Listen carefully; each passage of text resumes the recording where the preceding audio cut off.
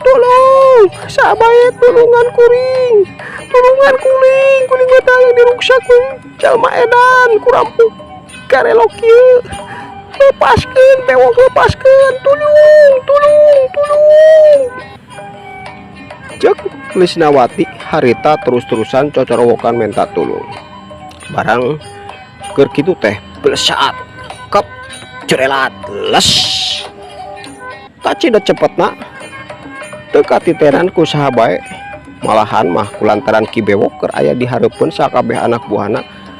kacida ngarajugna kulantaran anak buahna anu manggul Lisnawati ngadadak ngakurowok kulantaran Lisnawati anu keur dipanggul ku manehna lepas tina leungeunna jeung deui teu katitenan ka mana leungitna kulantaran ngan sakoteap gerakanna kacida cepetna jalma teuing naon anu mawa Lisnawati tina panggulanana. Kang aya padong Kang aya padong Lisnawati di padong